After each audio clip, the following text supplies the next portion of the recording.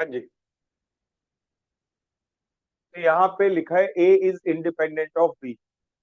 ठीक है, क्या लिखा है? ए इज इंडिपेंडेंट ऑफ बी, और साथ के साथ बी इज इंडिपेंडेंट। यार सुनो, जब ए इंडिपेंडेंट ऑफ बी से है तो बी भी तो इंडिपेंडेंट ऑफ। आंसर क्या होगा? पक्का?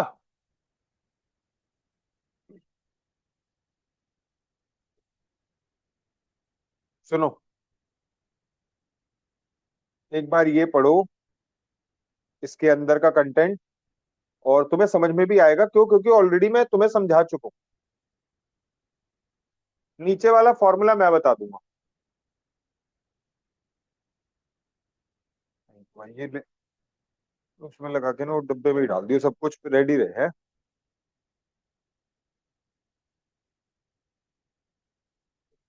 अच्छे से पढ़ना, समझ के है, रीड नहीं मत करना बस।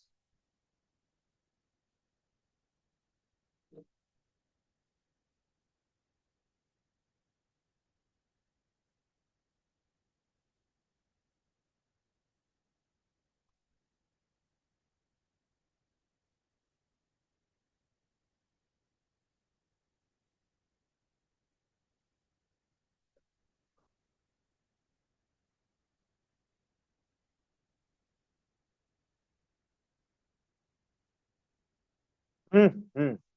कैपिटल ए होना चाहिए।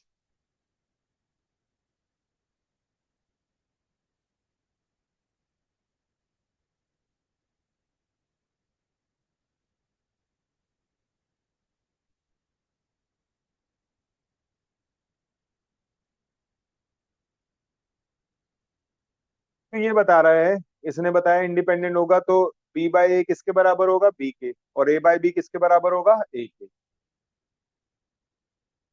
ये क्या करा, इस पे बारे में बाद में बात कर ले, ठीक है? थोड़ा सा रुक के कर लेते, सारी बातें अभी होंगी। और साथ के साथ ये और पढ़िएगा।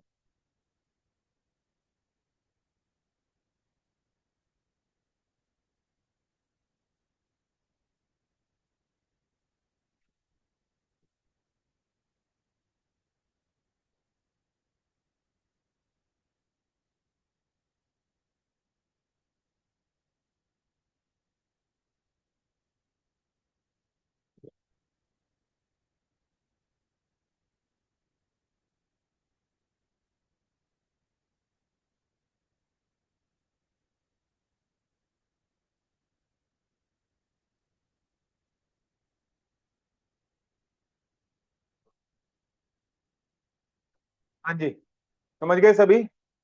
अगर ए इंडिपेंडेंट है बी के, तो ए और बी डैश भी इंडिपेंडेंट होगा, ए डैश एंड बी भी इंडिपेंडेंट होगा, और ए डैश एंड बी डैश भी इंडिपेंडेंट होगा।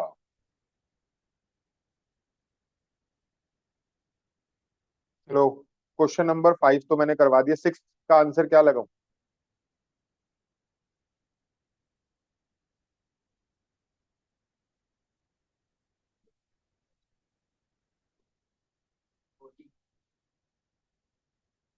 ठीक है, चलो क्वेश्चन नंबर 7 का आंसर बताओगे तुम।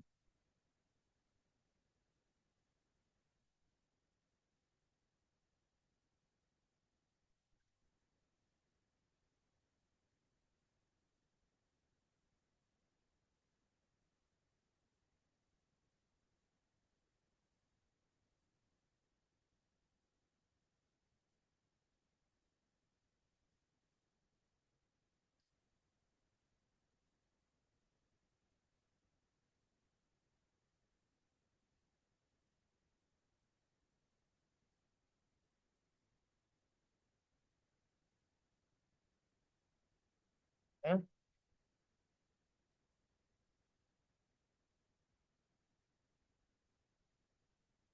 ध्यान है क्या सिखाया था? आज भी बता दिया था शुरुआत में। म्यूचुअली एक्सक्लूसिव इवेंट कभी भी क्या नहीं होते? इंडिपेंडेंट। म्यूचुअली एक्सक्लूसिव इवेंट हमेशा क्या होते हैं? डिपेंडेंट। तो अगर इवेंट्स इंडिपेंडेंट है तो वो म्यूचुअली एक्सक्लूसिव। याद आया? occurrence of one event depends on the non-occurrence of other event. So that's why mutually exclusive events are always dependent. So if they are always dependent, so if two events are independent, then they cannot be mutually exclusive. अगर दो चीजें independent हैं तो एक साथ अकर कर जाएंगी ना वो तो, है।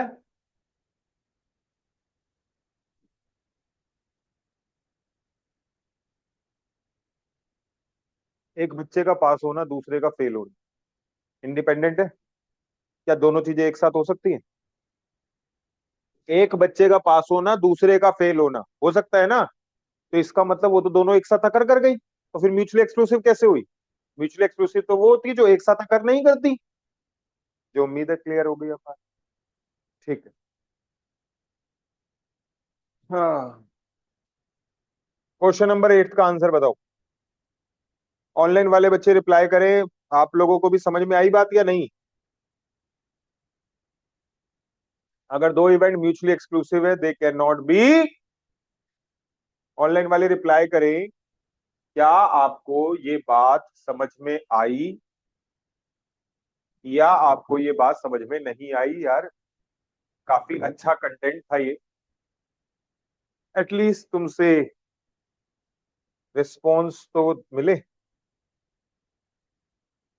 अरे वाह, बहुत बढ़िया। चलो आगे चले। अब बात आते हैं compound probability for dependent event. Compound probability for dependent events जो है, ये फॉर्मूला जो बना है ये ऊपर उसी से बना है जो अभी तुम सीख के आए हो। ये देखो, तुमने सीखा।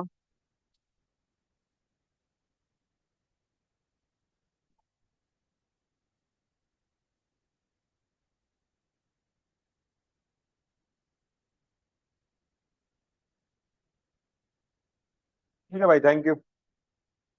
ए बाय बी का ये फॉर्मूला सीखा। अब तुम्हें निकालना ही अगर ए एंड बी हुआ, तो बेटा ये चीज यहाँ जाके क्या हो जाएगी?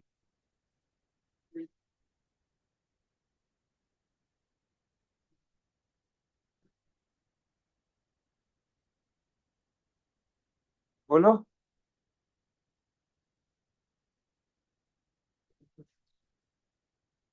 हाँ, तो वो वाली कंडीशन अभी भी रहेगी। कौन सी वाली? ये आपका जो नीचे वाला इवेंट है बी। समझ गए? हाँ, तो जो मैंने ऊपर लिखा वो चीज यहाँ पे भी देख लो। ठीक है। मैं इनके मल्टीप्लिकेशन के पीछे भी एक एग्जाम्पल बना के जस्टिफिकेशन दे सकता हूँ कि मल्टीप्लिकेशन एक तरीके से क्या है, वैलिड। क्या है? मतलब आपको थोड़ा सा क्या है, अभी तो सिर्फ फॉर्मूला फॉर्मूला हो गया ना ये तो, कि मल्टीप्लाई होने से क्या हो रहा है, इससे क्या आ रहा है। थोड़ा सा चलो एग्जांपल देते हैं, ठीक है? क्योंकि वैसे डेरिवेशन में जाऊंगा तो खराब हो जाएगा मामला। वैसे लॉजिक, मैंने बोला कि मैं आपको 5 लाख रुपए दूंगा अगर मेरी 5 करोड़ की लॉटरी लग जाए। तुमने कहा पक्की बात। चेहरे पे इसके खुशी का ठिकाना ही ना रहा। क्या कितने परसेंट श्योरिटी है देख लो, सबके सामने बोल रहे हो। मैंने कहा 90% गारंटी है। कह रहे 100 क्यों नहीं बोल रहे सर? मैंने कहा देख, मेरी लॉटरी अगर इन काइंड लग गई तो, इन काइंड मतलब मुझे पैसा नहीं मिलेगा, बल्कि कुछ ऐसा सामान मिल जाएगा जिसकी वर्थ 5 करोड़ है। तो मैं ये थोड़ी करूंगा अगर घर मिल गया 5 करोड़ का तो मैं तेरे को कहूँ ये वाला कमरा तेरा हो गया, या मैं कहूँ कि एक काम कर 5 लाख की ईंटें ले जा इसमें से। ऐसे थोड़ी बोलूंगा। या मुझे कोई ज्वेलरी मिल गई 5 करोड़ की, तो ये थोड़ी मैं उसमें से कहूंगा चल दोनों टुकड़े कर लेते हैं, ऐसा तो नहीं करूंगा ना मैं। तो इसलिए 90। अगर कैश मिला तो पक्की बात है तू आज ही ले। इसने कहा यार बहुत अच्छी बात है। लेकिन जसमीत ने बोला, कह रहा ये तो पूछ ले सर के जीतने के चांसेस कितने हैं। इसने पूछा हाँ हाँ सर आप जीतोगे तभी तो दोगे, ये बताओ आपके जीतने के चांसेस कितने हैं। मैंने कहा लॉटरी के जीतने के चांसेस कितने होते हैं? मैंने कहा 0.00001। सबको पता है लॉटरी के जीतने के चांसेस ऐसे ही होते हैं, इससे ज्यादा होते हैं। वो तुम कौन सा आता था वो जो जो बंद कर दिया भी है, क्रिकेट पे पैसा लगाने वाले, Dream11 वाले। उसमें जीतने को तो हर कोई दिन जीतता था, लेकिन तुम कभी जीते हो? तुमने किसी को आता है लगाना? मतलब मेरे को कभी ट्राई करा? तूने ट्राई करा है कब? अच्छा पता है, तो तेरी जानकारी में कोई जीता हो बहुत पैसे?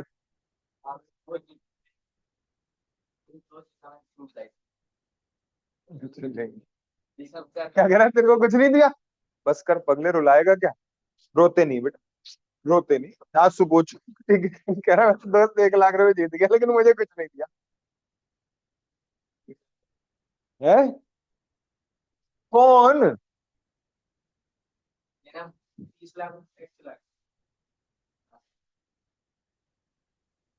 की बात है, क्योंकि मैंने अपनी जानकारी में किसी को ये सब मतलब जो करते भी थे उनको, किस कभी जीतते हुए, बस मेरे पास यही फोन आता था उनका। कह रहा विशाल भाई, कल पता है क्या हुआ? कह रहा मेरा एक प्लेयर नहीं चला, नहीं तो सही बताऊं, मैं सुबह ही कॉल कर देता, आज के बाद क्लास जाने की जरूरत है नहीं है। दोनों भाई चलेंगे यूरोप, ठीक है ना? तो एक है मतलब, तो वो मुझे बहुत बार कहता, कह रहा और पता नहीं, जो मेरा कैप्टन था, कह रहा जो ऐसी कहानियां बनाता रहता है, कह रहा जो जो फर्स्ट रैंक वाला था ना, उसका कैप्टन, उसकी टीम और मेरी टीम में बस कैप्टन का फर्क था। हुआ ये कि मैंने जिसे कैप्टन बनाया वो नहीं चला, उसने जिसको कैप्टन बनाया वो चल गया। और ऐसे कितनी बार बोला उसने, मैं उसका मजाक भी उड़ाता था। मैंने कहा "बे रहने दे, तेरे को उसकी कुछ नहीं है, ठीक है ना"। और वो फाइनली अब तो ऐप ही बंद हो चुके हैं, है ना? चलो, तो यहाँ पे अगर मैं बात करूं तो जैसे कि मैंने आप लोगों को समझाया कि मैं 5 लाख रुपए दूंगा, 90% गारंटी दे रहा हूं, अगर मेरी 5 करोड़ की लॉटरी लग जाए तो। कंडीशनल हो गई। मेरी 5 करोड़ की लॉटरी लगने के चांसेस सिर्फ, मान लिया मैं कहता हूँ आसानी के लिए कर लेता हूँ, 1% है। तो एक का भी 90% इस चीज के चांसेस कि मैं 5 करोड़ भी जीतूंगा, फिर मैं इसे 5 लाख भी दूंगा, कितने होंगे? 1% चांस है मेरे जीतने के, उसका 90% गारंटी दे रहा हूं मैं इसको। तो यानी कि दोनों इवेंट होंगे, इस चीज के चांसेस क्या होंगे? एक का 90% यानी कि 0.9। क्या होगा? 0. मल्टीप्लाई कर दिया ना इसे। आ रही है बात समझ में? ये थोड़ा सा मैंने लॉजिक आपको समझाया। चलिए आगे चलते हैं। और है? मान लिया मैंने बोला कि बी इवेंट है कि मैं आपको 5 लाख रुपए दूंगा अगर मेरी, ए इवेंट है कि मेरी 5 करोड़ की लॉटरी लग जाए। कितने गारंटी? 90%। लेकिन मेरी लॉटरी लगने के चांसेस कितने हैं? 1%। तो इस चीज के चांसेस कि मेरी लॉटरी भी लगेगी, मैं 5 लाख रुपए तुम्हें दे भी दूंगा, दोनों इवेंट होने के चांसेस कितने? एक का भी 90% यानी कि 0.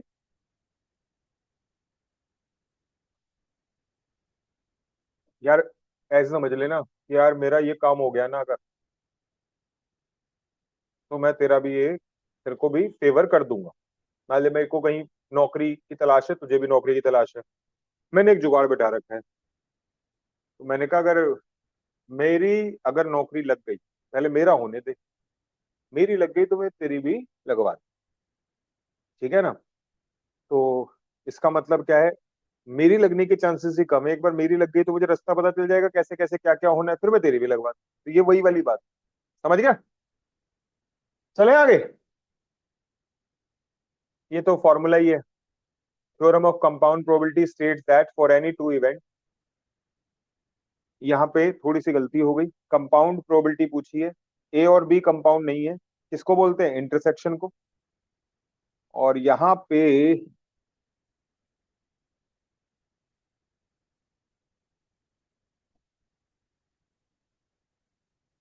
ए,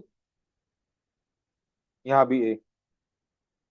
बच्चे मैं आपको बताना चाहूंगा, ये भी फॉर्मूला होता है किसका? कंपाउंड इवेंट का, लेकिन ये अभी सिखाया नहीं है मैंने। अभी कौन सा सिखाया है? सिर्फ अभी कौन सा सिखाया है? सिर्फ ये वाला, A multiply by B bye ए, जो अभी आप जस्ट पढ़ के आए हो भाई, ठीक है?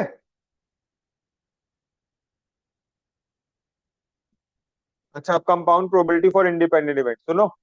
जो ऊपर वाला फॉर्मूला देखा था आपने, जो आपने ऊपर वाला फॉर्मूला लिखा था, जब इवेंट इंडिपेंडेंट होंगे तो बी बाय ए किसके बराबर होगा? बी के। और ए बाय बी किसके बराबर होगा? ए के। जब इंडिपेंडेंट इवेंट होंगे तो बी बाय ए किसके बराबर होगा? बी के। और ए बाय बी किसके बराबर होगा, ए की ये बात हो चुकी है ना हमारी, डाउट तो नहीं आना चाहिए। हाँ भाई, बी बाय ए किसके बराबर होगा, इवेंट इंडिपेंडेंट हो गए तो बी की, और ए बाय बी किसके बराबर होगा, सिर्फ ए की, तो ये तो ए इंटू बी हो गया ना फॉर्मूला। यही बेटा आपकी बात यहाँ लिखी हुई है। In case we have thereby implying, अगर ए एंड बी का फॉर्मूला बराबर होगा ए इंटू बी के, और ये तब होगा जब ये दोनों ए और बी इंडिपेंडेंट हो गए। सुनो, ये जो कंडीशन है, अरे यार, ये जो कंडीशन है, इसके लिए एक चीज याद रखो, क्या लिखा है यहाँ पे, प्लीज पढ़िएगा।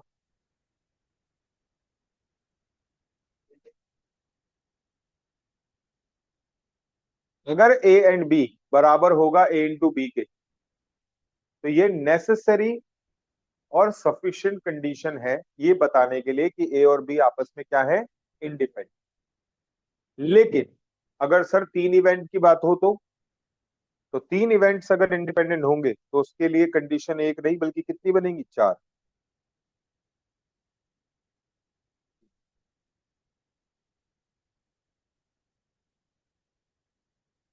कितनी कंडीशन बनेंगी, चार। ऐसे भी होना चाहिए, ऐसे भी होना चाहिए, ऐसे भी होना चाहिए, ऐसे भी, तब जाके आप बोलोगे A B C all the three are completely independent. क्या बोलोगे, कंप्लीटली इंडिपेंडेंट, बिल्कुल सही। ठीक है, नीचे वाला पॉइंट तो मैं ऑलरेडी आपको पढ़वा चुका हूं। ठीक है भाई, तो यहाँ पे अगर हम बात करें, ऊपर कोई क्वेश्चन तो नहीं रह गए थे ना, सारा पढ़ ही लिया था हमने, है ना। चलो तो अब नीचे वाली चीजें, भाई ये वाला क्वेश्चन देखो, मैं कर रहा हूँ। इफ टू इवेंट ए और बी दे रखा है, बेटा तुम सबको पता है ए और बी का फॉर्मूला होता है probability of A plus probability of B minus probability of A and.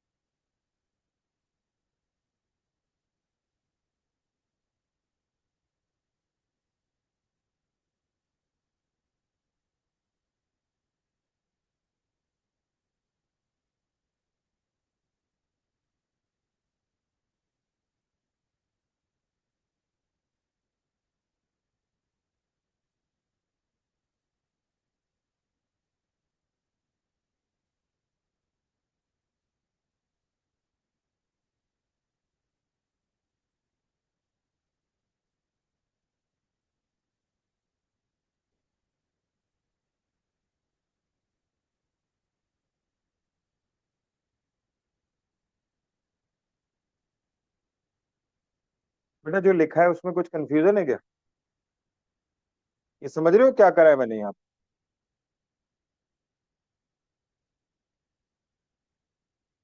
अरे ए एंड बी कैसे निकलता है, ए इंटू बी करके निकलता है ना। तो ए बाय ए तो 2/5 है,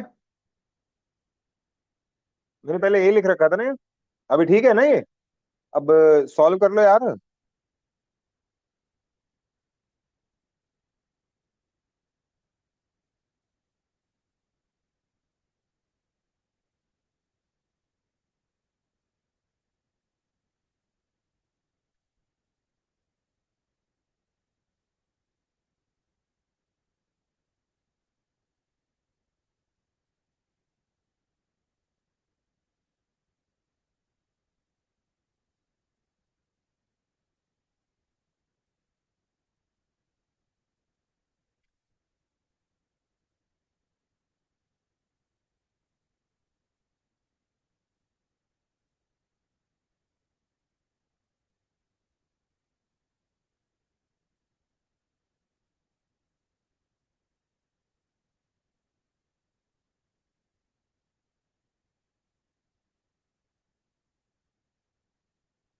आ रहा है नहीं है,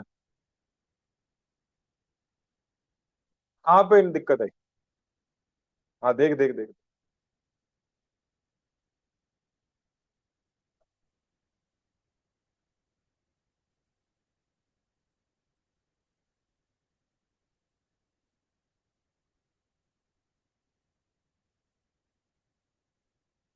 सही है। चलो भाई, ये दो और करो फटाफट से बताओ।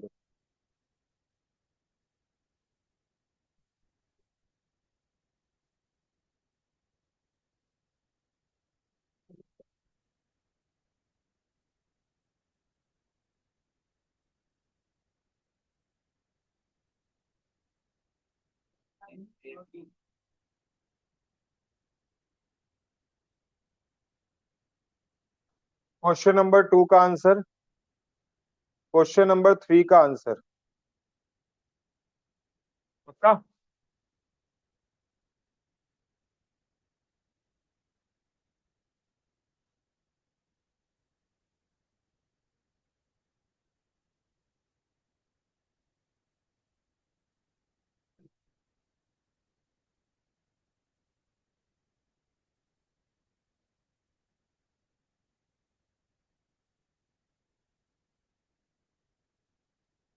देखो जी, प्रोबेबिलिटी आपका कंप्लीट हो चुका है, लेकिन चाहे 12th था चाहे फाउंडेशन था, एक कॉन्सेप्ट चलता था जिसको बोलते थे आप एक्सपेक्टेड वैल्यू एंड वेरिएंस। क्या बोलते हो जैसे? एक्सपेक्टेड वैल्यू और वेरिएंस। दोस्तों, आपकी जानकारी के लिए बता दूं, एक्सपेक्टेड वैल्यू और वेरिएंस जिसे एक्चुअली इसका मतलब मीन होता है, और इसे रिप्रेजेंट किया जाता है EX से। और इसको निकालने का फॉर्मूला होता था X1P1। 12th में भी तो करा होगा शायद, जिसने करा है उसकी बात कर दो, बाकी उनको तो बता ही रहा हूँ।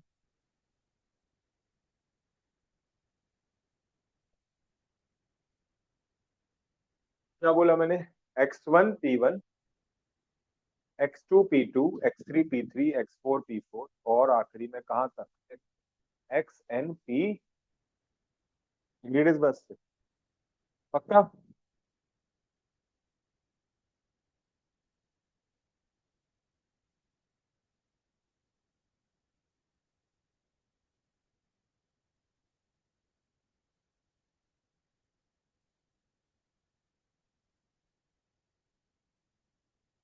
ठीक है, ये आपका इसका फॉर्मूला होता है। सर इस पे क्वेश्चन कैसा आता है, ये देखो।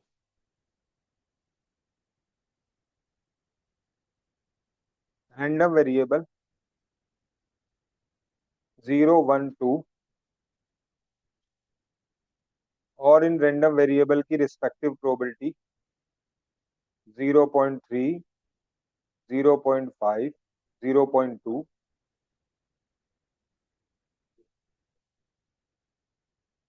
एक्सपेक्टेड वैल्यू निकालने के लिए तुम क्या करोगे? 0 × 0.3 equal to 1 × 0.5 equal to 2 × 0.2 equal to, और GT।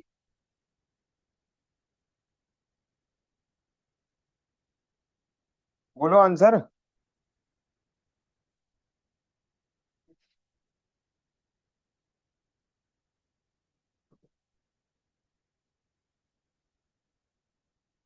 0.9 आया कि नहीं है?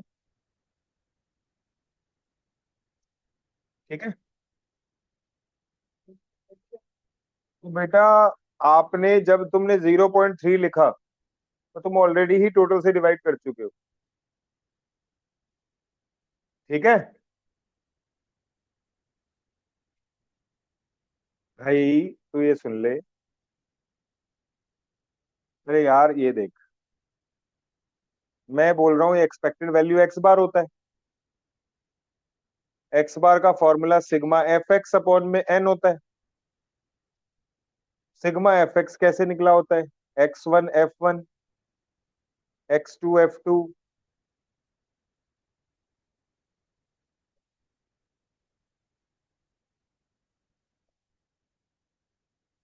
और सबको अब मैं इंडिविजुअली n से डिवाइड करूंगा,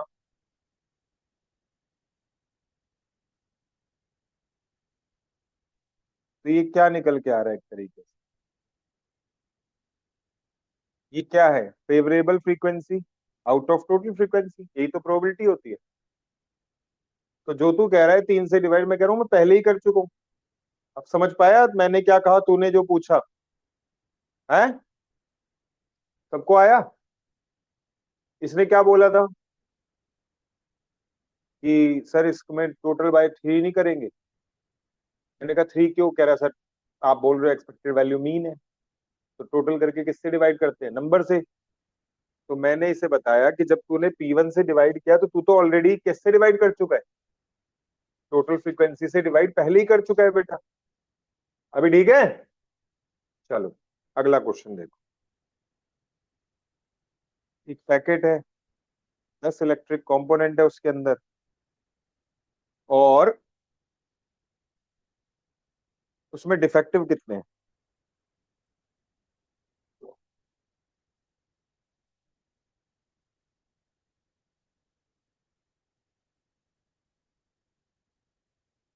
हाँ जी ध्यान देना।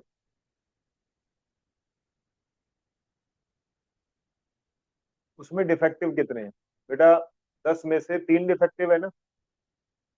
तो अगर मान लिया 10 में से 3 डिफेक्टिव है, बचे हुए 7 कैसे हुए, गुड क्वालिटी वाले, बोलो हाँ या ना। अब वो कह रहे हैं हमने इस 10 में से कितने निकाले, 4। तो बताओ what is the expected value of number of defective. अब ये देखो एक्सपेक्टेड वैल्यू निकालनी है, लेकिन किसकी निकालनी है, डिफेक्टिव की। बहुत बढ़िया। तो बेटा एक बात बताओ, 4 में से डिफेक्टिव क्या क्या हो सकते हैं, 0, 1, 2, 3। अबे 3 से ज्यादा तो डिफेक्टिव ही नहीं हो सकते जब है ही नहीं लॉट में ही। तुमने कहा हाँ हाथ हो गया ये, तो प्रोबेबिलिटी निकालो। तो प्रोबेबिलिटी निकालना थोड़ा सा यहाँ पे एक खेल है। कॉम्बिनेशन से करवा भी देता, लेकिन कॉम्बिनेशन करवा चुका हूं ना तुम्हें, नहीं, नहीं करवाया, सॉरी। तो अगर तुम्हें कॉम्बिनेशन नहीं करवाया तो कॉम्बिनेशन के फॉर्मूले का यूज कैसे करूं, एनसीआर वाला। मैं ना कॉम्बिनेशन तो दोबारा भी सिखा सकता हूँ, मैं अभी बिना कॉम्बिनेशन के सिखाता हूँ। भाई अगर मान लिया, सुन लो जसमीत, थोड़ी देर का पेशेंस रख लो। अगर 0 डिफेक्टिव है तो मुझे चारों के चारों कैसे चाहिए, सही क्वालिटी के। मुझे ये चारों के चारों कैसे चाहिए, सही क्वालिटी के। तो चारों के चारों सही क्वालिटी के आएंगे, सही क्वालिटी के लिए कितने फेवरेबल है, 7। कितने में से, अब एक फेवरेबल निकल गया सही क्वालिटी का, बचे कितने रह गए, 6। कितने में से,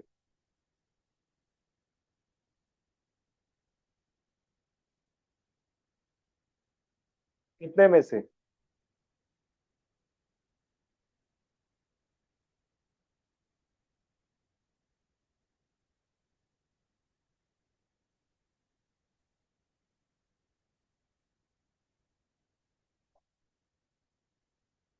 अच्छा तुम कहो सर आप तो बहुत लेंदी तरीके से कर रहे हो, हाँ कर रहा हूँ सर। शॉर्ट में थोड़ा सा, शॉर्ट बस कॉम्बिनेशन से थोड़ा सा ही हो सकता है।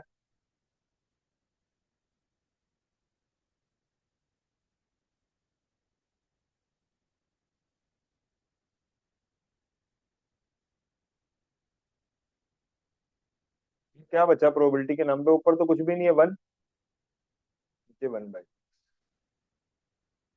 ठीक है।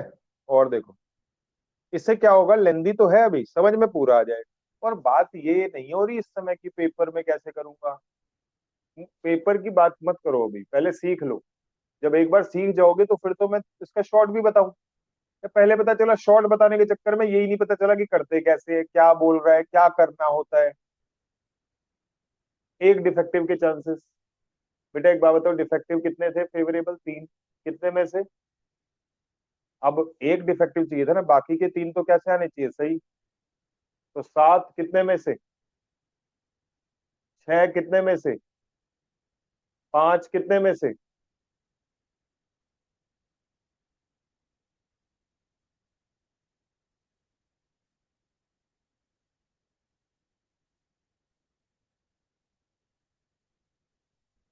लेकिन सुनो, एक चीज वो ये कि पता है ये केस कितनी बार होगा, यहाँ पे मल्टीप्लाई करना पड़ेगा, पता है क्या, चार।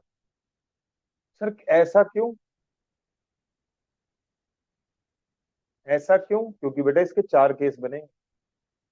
चार केस कैसे सर, सुनो, defective, good good good, good defective, good good, good good defective, पहले तीन गुड, आखिरी वाला, इस वजह से चार से मल्टी। आ रहा है समझ में। इसमें बिल्कुल भी ये दिमाग मत लगाओ कि लेंदी या कुछ, भाई आ जाएगा तो शॉर्ट भी करवा दूंगा, लेकिन पता चला आया ही नहीं तो फिर तो मैं कुछ नहीं करता हूँ। तो बेटा यार ऊपर तो सब कुछ कैंसिल हो गया ना बच्चों, कि क्या बचा है, चार बटे आठ ही बचा ना बस, है। चलो, अब मुझे फटाफट से तुम है क्या हुआ, इसे भी पता चल जाता है क्या टाइम हो गया।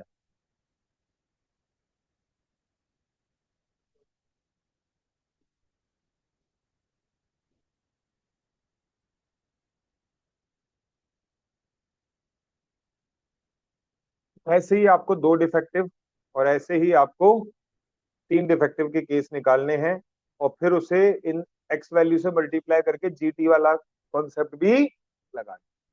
अब इतना ही रखते हैं, नेक्स्ट क्लास में करवा, ठीक है। नेक्स्ट क्लास पूरी नहीं लगेगी शायद इस चैप्टर में, नेक्स्ट क्लास में चालू करूंगा कोरिलेशन एंड,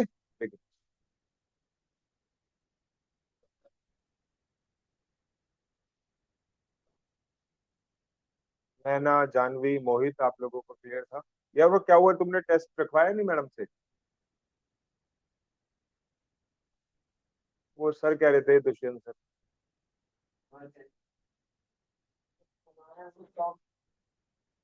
मैथ्स का। मैडम से पूछो ना कब रखना चाहिए, खुद रखवा लो, बताओ कब रखूं टेस्ट, कल रख दूं, एलआर का रख दूं, तुम कंप्लीट एलआर, बोलो, बोलो बोलो हाँ या कल, परसों, है। तो और क्या करेगा टाइम एलआर में, ये देख एलआर का मतलब नहीं पता तेरे को, ठीक है भाई, परसों रखवाता हूँ, अनाउंस करवा।